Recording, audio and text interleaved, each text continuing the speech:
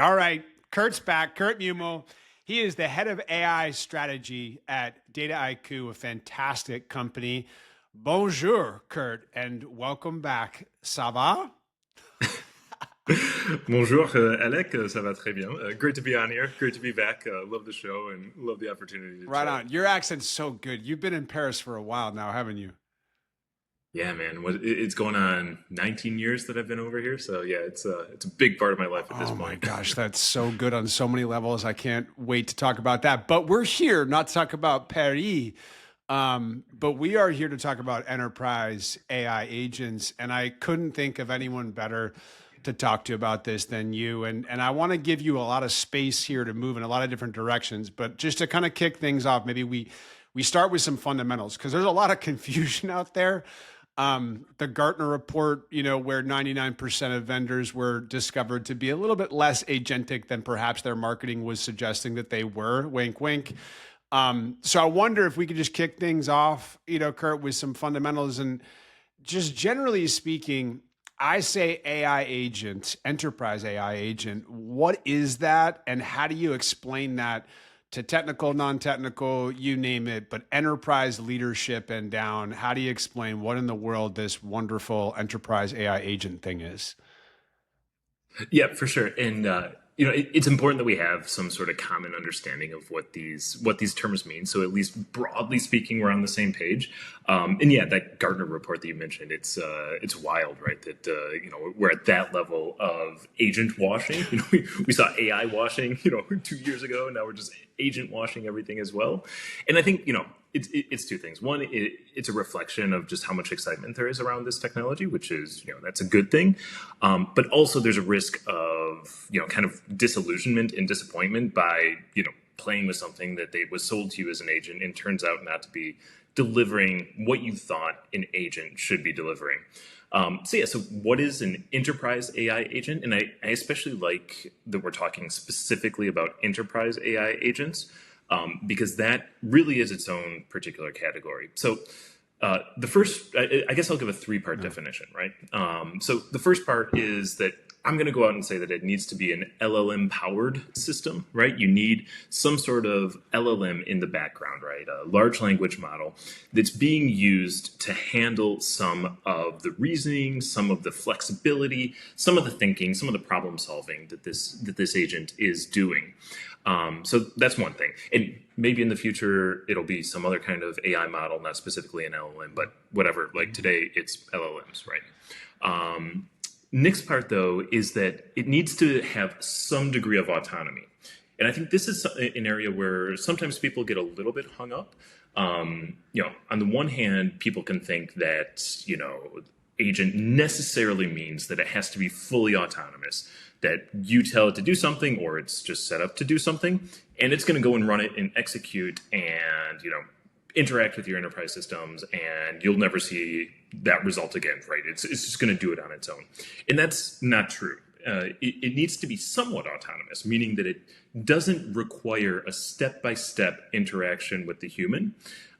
It can do some things on its own, but not necessarily everything. Now, it can be fully autonomous, right? That's not an exclusion, but it doesn't necessarily need to be fully autonomous. So it can't be like step-by-step interaction, like an old school chatbot. And it can be fully autonomous, but it doesn't necessarily need to be, right? So it's somewhere on a spectrum of autonomy. But then the third part is what's really critical to making this an enterprise AI agent, right? Because what I just described so far, that's ChatGPT in agent mode, which anyone can sign up for, and that's not quite for me an enterprise AI agent. For an AI agent to get that enterprise qualifier, it needs to be integrated with enterprise systems, and those can be data systems, right? Your data platform, your cloud data warehouse, your legacy on-premise data sources, right? But also your enterprise applications, your CRM, your ERP, your human resources management system, all of these different systems. And so I think that it's important to think about this enterprise question, not as just that it can handle enterprise tasks, but rather that it's integrated with those systems, right? And that's a slightly different thing, because I think one of the challenges that I'm hearing when I'm talking to enterprise CIOs or others who are thinking about this is that demo that you often get from kind of an agentic company that's coming to sell their stuff to you, and they're like, okay, you're in the enterprise, it needs to be relevant to your data. Super easy. Take a CSV, drag and drop it into our interface. And right there, the CIO is like, no, that's not how we handle our data. We don't drag and drop up into the CSV into the some web interface. Like, one, maybe it is secure, right? And we can we'll go through all like the security questionnaire and like we'll be reassured about your systems. But the real problem is more like, how do we make sure that that data is then relevant? It's not out of date. Then we also have a copy of that CSV on somebody's desktop. It's just not how it works, right? So the question is really integration with the enterprise system that gets us to that definition of an enterprise AI agent. I that was fantastic. I'm going to double click on something, just to kind of help the audience kind of continue to go down the track with you. So pre-chat GPT, right? Pre-LLMs and the genius of these models, we all have had lots of experiences in enterprises where we have to log into 10, 15, 20, hundreds of different systems and identify ourselves and press all the buttons and so on and so forth. And I think one of the promises of enterprise AI agents that's really exciting is that you're starting to understand that you can now move from what is kind of more so an application-centric architecture into a more data-centric and perhaps even knowledge-centric, which we'll get to in a sec. But in doing so, that enables, right, the agentic, kind of workflows to really come to life and create extraordinary value, right? Because now the agent, and your point about, toggling the autonomy quotient, can now operate in and around and through and navigate these various applications, and I think create some extraordinary value. But I wonder if you want to kind of talk to any of that a little bit to help the audience better understand, because that's a big unlock, right? For sure. I mean, you're exactly right. If you think about any typical business process, right? And business process is a super broad term, but like think of any way that work is getting done across an individual, a team within a business. They've got a number of different systems that they're connecting to, right? Maybe they're interacting with some databases. If they're kind of they've got a title that has data in the name. They're a data analyst, a data scientist, data engineer, something like that. If they don't have data in their name, maybe they're working just through enterprise applications, right? So they're logging into their CRM, they're logging into their ERP, and they're doing work there. Most of their tasks are not confined to only one system. And so I think that one of the things that agents really break is the siloing that happens between teams based on the tools that they have to use, right? Where it's like, oh, that's a technical support question, and it would be great if our customer success team could support with that, but they don't have a license to get over to that system. Or like it creates barriers where organizations are almost modeling themselves or forced to model themselves on the confines or around the frontiers of their enterprise applications, which is, really the tail wagging the dog, right? It's like, no, we should be more flexible. Of course it can't be, because, we understand how we got here. You need to build these enterprise applications for everyone, so they kind of naturally fall into their own categories, and you end up with these systems where a CRM does this much, your ERP does that much, and so on, right? So we understand how we got there, but you're exactly right that agents offer us the possibility to totally break that paradigm, where instead of interacting with the CRM plus the support desk software, that customer success manager maybe is instead just going to be interacting with an agent, and that agent is going to be traversing the boundaries of those different systems intelligently according to the rules that have been given to it, to do that kind of, what do they call it? Like swivel chairing between different systems that customer success manager would have needed to have done in order to just do their job. And that's what I'm really excited about, right? There's a phrase about like just focus on making the beer taste better. Yeah, it's a good one. Or the wine. Yeah, exactly, right. And it's like, what is your job? If you're a beer maker or a wine maker or a vintner, right? It's like your job. Maybe you spend a lot of your time doing accounting or like managing, the equipment or, sweeping the floor or whatever like that is.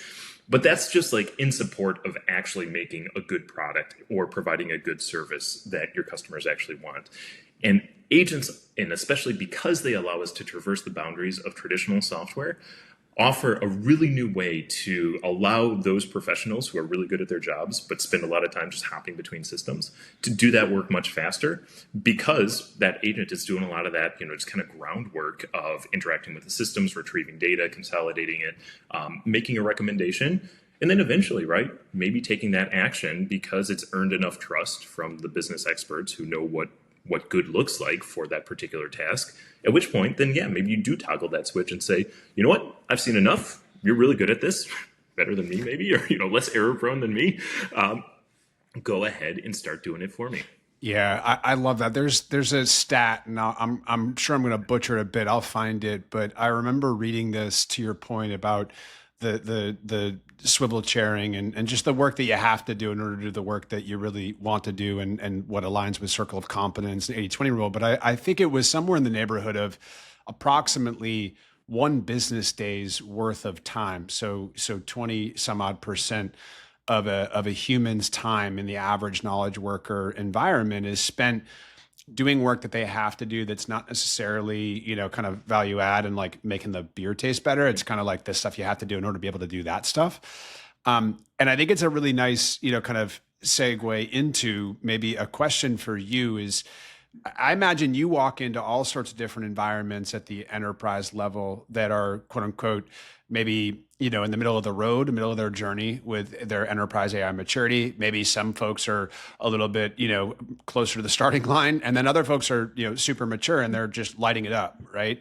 When you get into those rooms and you start talking about, and the light bulb really goes on with what we're talking about here, where does the conversation tend to go with use cases, how they identify them, and I know it had, regulatory environments, we're talking finance, a little different, obviously, than if we're talking something else. But generally speaking, can you jump into a little bit of like, what gets you excited when you start to speak about tangible use cases to bring this to life, especially for senior leaders that are not technical, but you've started to help them understand, they're like, whoa, Kurt, this is pretty amazing. Like, what can we do here? Right? Yeah, for sure. And I think, the easiest one that a lot of companies have tackled first has been customer support or like IT help desk use cases, which is, just internal customer support.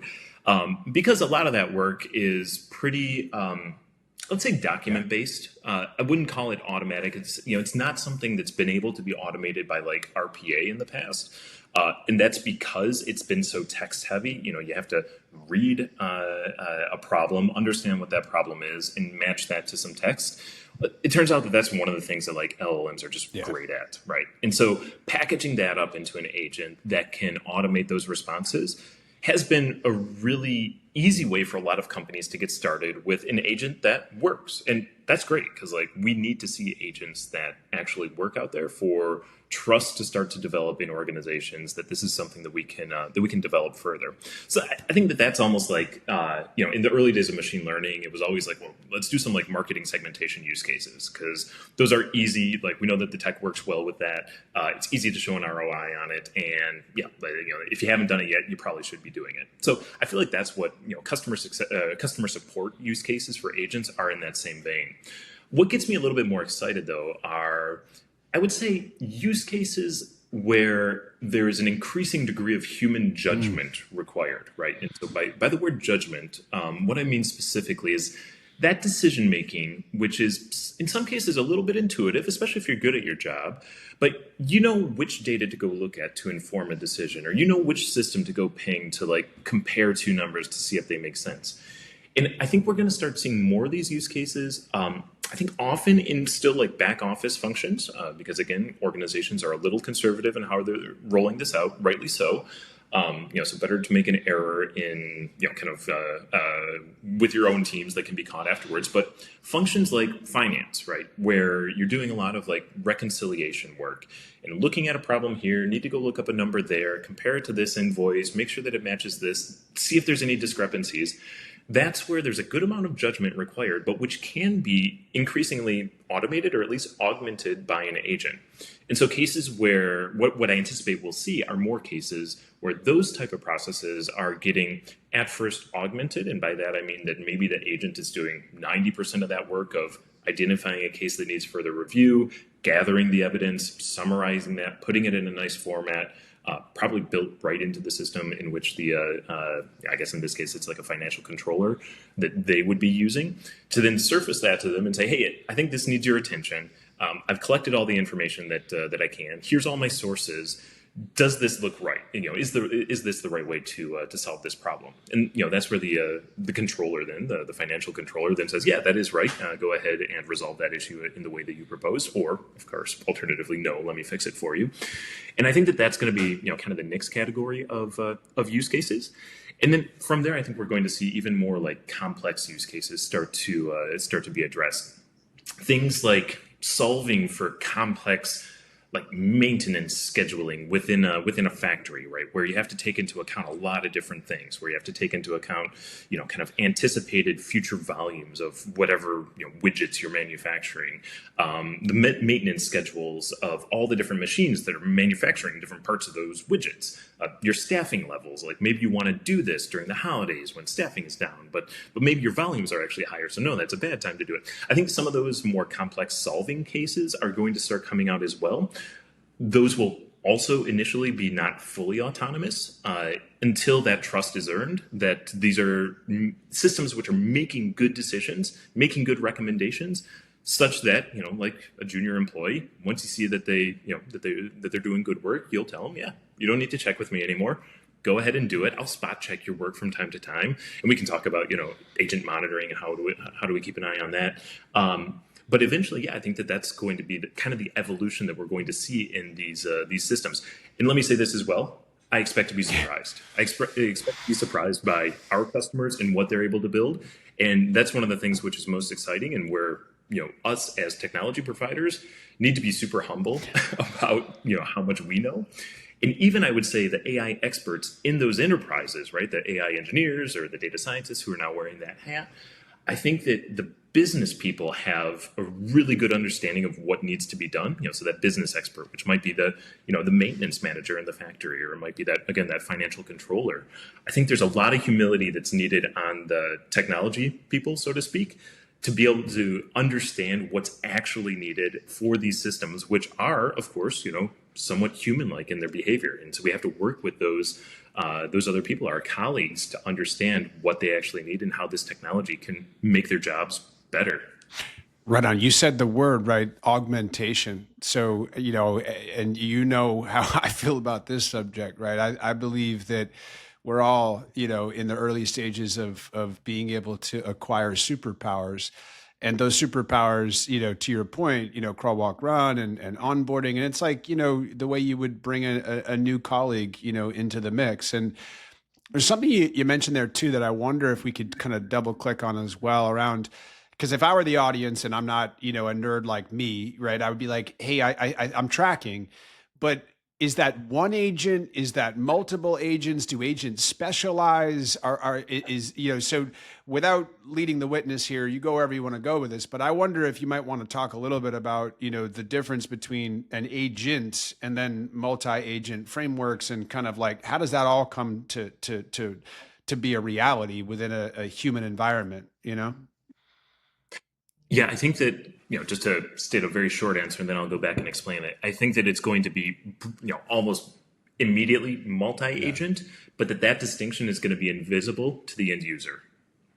And so what I mean by that is, from an engineering perspective of building these agents, I think that what we're seeing is that the way that you get agents that perform consistently, reliably, again, so that you can trust the output, is by breaking down the problem into smaller and smaller and smaller steps.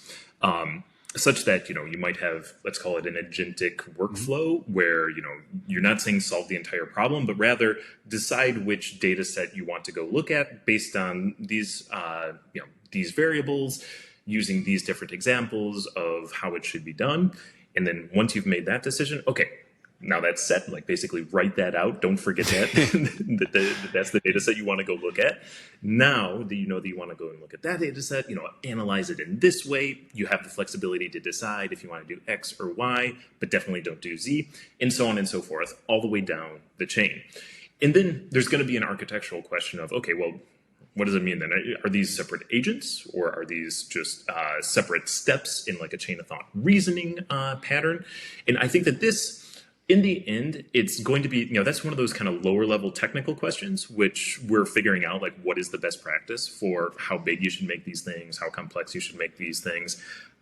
Is there a trade-off between maintainability and performance? Maybe if we break it up into smaller pieces, it's easier to maintain, but it has worse performance. Things like that we need to solve. And I think that the state of the art of building enterprise AI agents is working through those questions today. But what's important is that for that end user, that financial controller or maintenance manager in the factory, they don't care, right? They don't care if it's, one thing or another, in the same way that, like, you don't care how many, like, different calls to different servers your web, like, when you connect to a website. What's it doing? It's doing all sorts of stuff. If I open up the developer tools in Chrome, I can watch all this crap going on, all this, all these network calls happening. Doesn't really matter to me so long as the page loads and I can log in and check my bank account or whatever, right? And so I think that that's the distinction now between the kind of deeper engineering questions, which are relevant, and I think there is a real value in breaking things up into more like composable, understandable parts, versus what that user experience is, who really doesn't need to care. I think there you want to orient it more around the tasks that they need to accomplish, or even just give them, kind of a single point that they can go to in your organization for, a category of their work, or maybe all of the different tasks that they might need to do in a day. And so I think that that's also going to be something that we see increasingly, that there is a distinction between that back end of the agent and that front end, in the same way, again, that we see it for for the web. For sure. And one of the things, and I don't remember who said it, but I really enjoyed the way it was described. They referenced agents as, like, quote unquote digital labor. And this digital labor has this capacity, in some respects, like photographic memory. They don't have to sleep like we do and take breaks and all these other good things. And I wonder if you might be able to speak a little bit to the way you've seen companies culturally be able to adopt, embrace, and thrive with this new digital labor, these new digital colleagues, versus, there are other stories I've heard, and obviously it's natural with technology where it can be resisted, it can be scary, it can be, I don't know about that and what that means for the future of quote unquote my job, my role, yada, yada, yada.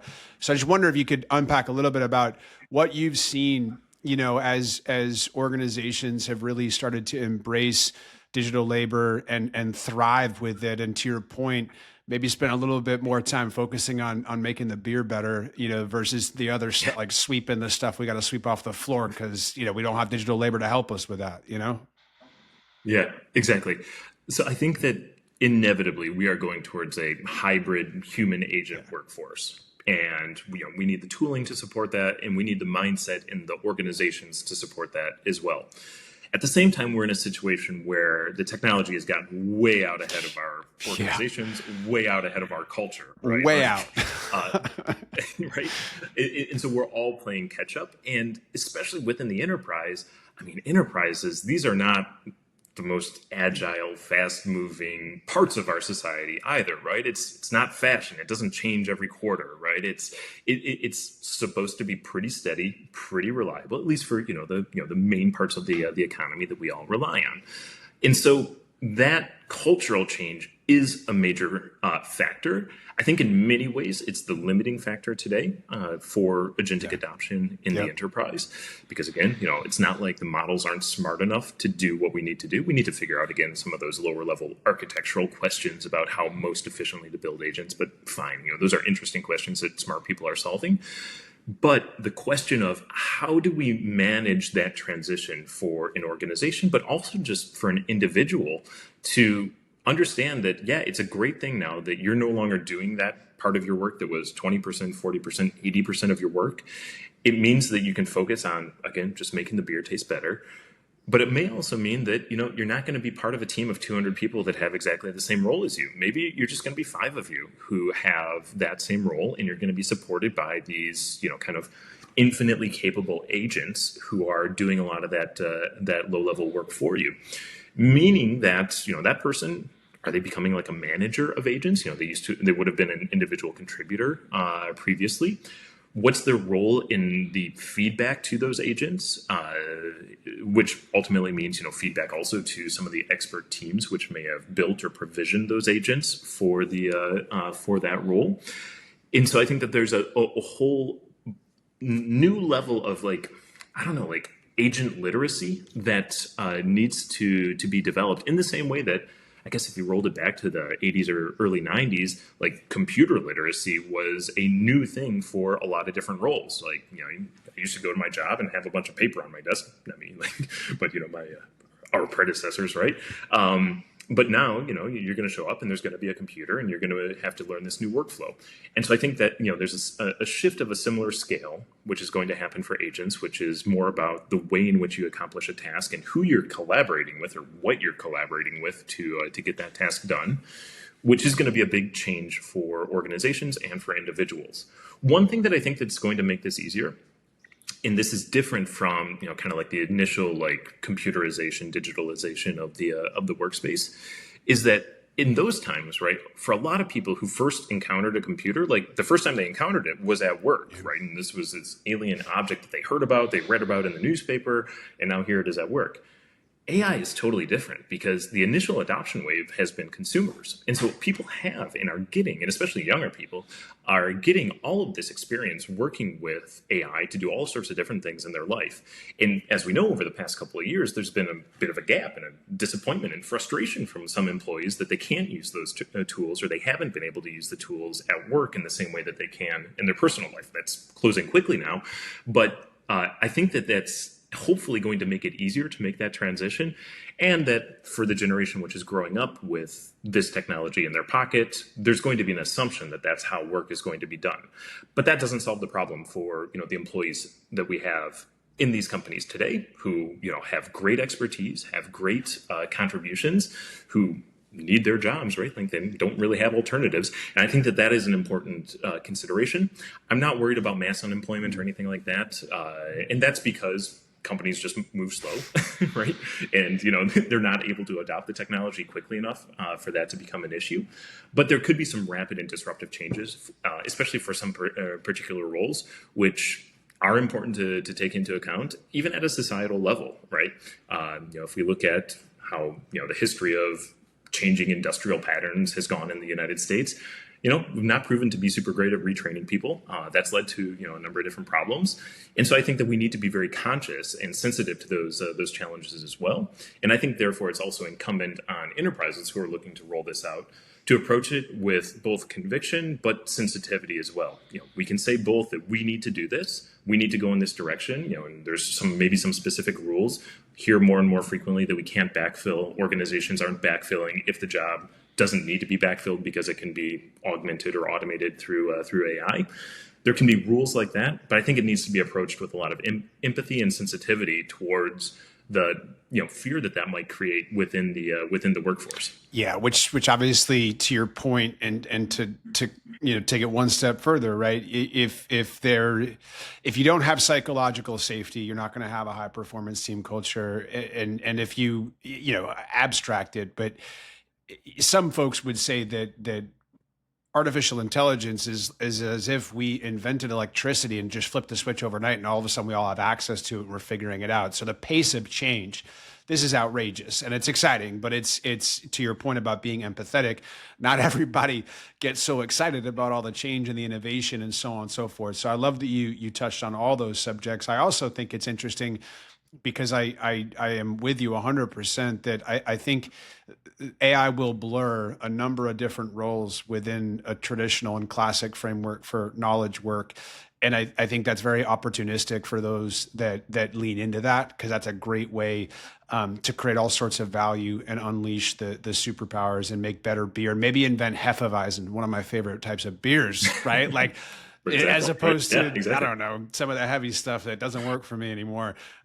Old man Alec. But, I want to be cognizant of time here, but a couple more questions. One thing that you mentioned, which you probably saw my facial expression get excited, and I wanted to wait until towards the end here to ask the question, is you mentioned this notion of maybe models might today we're thinking about models in relation to LLMs, and we all have mental models for what that is, but maybe that will change and maybe that will evolve in the future. Anything you want to talk about, Kurt, just about like get a little wild and crazy, like where are we in 18 months with this stuff, and is the idea of an LLM maybe going to be like the 1.0, and there's going to be a 2 and a 3.0 that we might be experiencing in the future? Any thoughts on vision stuff, like far out ideas of where we're headed? Yeah. Yeah, for sure. And so I'll take this in two ways, right? One on the models specifically, and then another more on the architecture and what we're thinking about in terms of future architectures.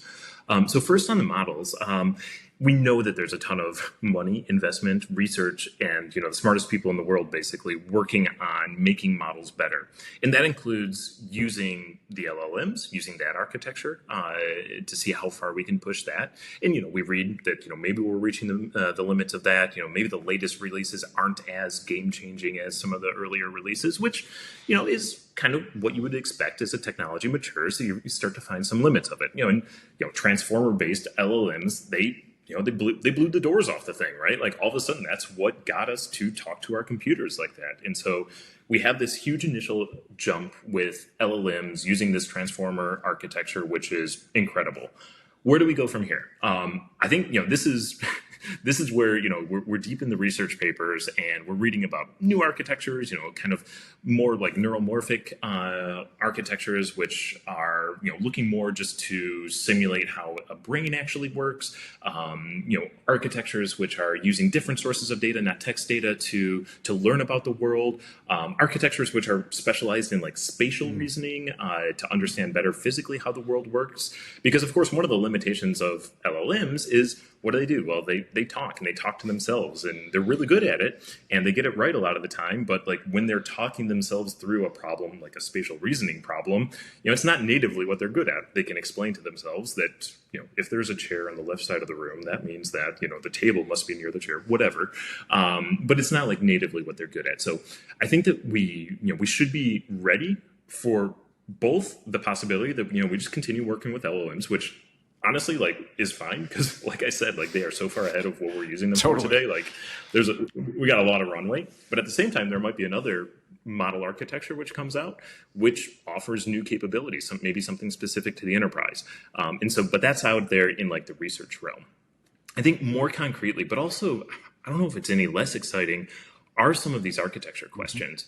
And I feel like it's worth drawing some parallels to the development of the internet, because I think that was also has been a comparably, or may prove to be even less important than AI, but also this major shock.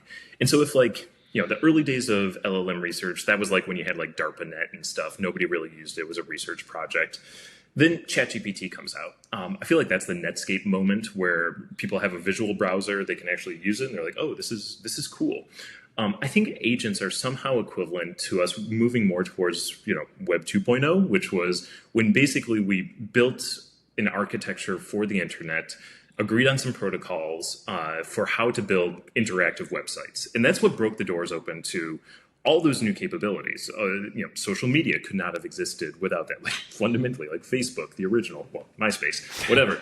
You couldn't have any of those applications, those interactive applications, until you had some of these frameworks. But what that also led to was a rethink of some of the architectures. And one of the great stories of the internet was the invention of a services-oriented architecture. And basically, what happened there, right, was Amazon was building out their own internal systems, and Jeff Bezos said, well, no, you can't talk to each other anymore. You need to communicate through APIs. Everything needs to be a service. And so you had a lot of people who were annoyed by that, because they're like, what? I'm a developer. I'm building a little internal site, a little internal web application. I have access to the database. Can I just put in my PHP or .NET or whatever, a call directly to that database? I can authenticate and access it. And the answer is no. That team that manages that database needs to set up a web service. You need to call that through its API and get the response back. It feels like we're adding a layer unnecessarily, but the reality is it's that layer, that services layer for the web, that unlocked the scalability of everything that we have today, and of course led to the creation of AWS, which pretty successful part of that Amazon business, and has been obviously a big part of Google and Microsoft and everyone else. But I think, so coming back to agents, I think we're going to see something similar, right? Where we're going to see some additional layers of abstraction above the models, basically creating a separation between the way that the business problem is defined, how it's supposed to be solved, and then the underlying systems, both the AI systems, the model, the service that's providing access to the model, but also the enterprise data systems, the enterprise applications. And then, that's probably sitting somewhere between, those systems and the UIs that individuals are actually touching in order to interact with the agents. And so I think that we're on the cusp almost of seeing some of that standardization. Like we're almost at the AWS moment of seeing that transition. And I'm excited about that, because what happened when AWS came out and figured that out and provided this? I mean, that's where basically that first generation of internet-based startups came from, right? Like you didn't have Airbnb, you didn't have Dropbox before that. They needed that structure. They needed those services. They needed that architecture in order to build those capabilities the way that they did. And I think that that's what's going to happen next. And that's something that I'm really excited about. That's a fantastic answer, because I think what you just did there is you painted a very clear picture that also feels quite tangible, and it also associates with, I think, some developments like AWS that I think folks, generally speaking, can really relate to. And it's almost like we're building a next generation foundation upon which we're going to build something that we don't necessarily know what's coming, but we're going to figure it out as we go. Kurt, this is always a pleasure, and maybe we'll do a 3-hour one of these in the future. But before we wrap up, anything else that you want to mention, how folks can follow you, find you, anything, maybe anything you want to mention before we wrap things up? Because this is just a fantastic conversation. We could go on and on, but I want to be cognizant of your time, in particular as well. Yeah, for sure. So the best place to connect with me for these topics, it's going to be LinkedIn. And, I'm just my own name up on LinkedIn, right? So Kurt Muehmel. And one of the things that I want to suggest is that people have a look at the O'Reilly book that I'm writing on a topic called LLM Mesh. It's related to everything that we're talking about here about agents, but basically it's a kind of almost a lower level architecture to then prepare for that kind of agentic layer that I was just talking about. And so that's a really exciting project. We've got public previews out of it now. I'm in the process of responding to a bunch of technical comments, which are great, but there's a bunch of them. So it's not quite the final book yet, but you can already download copies and read it. So it's been a really exciting project. So the more people that have a look at it, the more gratified I'll 100%. I'll make sure that I include that in the notes, and I'll make sure folks get it as we distribute this. So, Kurt, thanks again. I really appreciate you coming back again, and merci. And hopefully one time, in the near future here, I'll get out to Paris and see it, because boy, is that a fantastic place to be. So jealous. Yeah. Yeah, would love to do it. I'll take you around. I'll show you the spots. I'm going to hold you to that, Kurt. I appreciate it, man. Take it easy, and thanks again. All right. Thanks, Alec. Always a pleasure.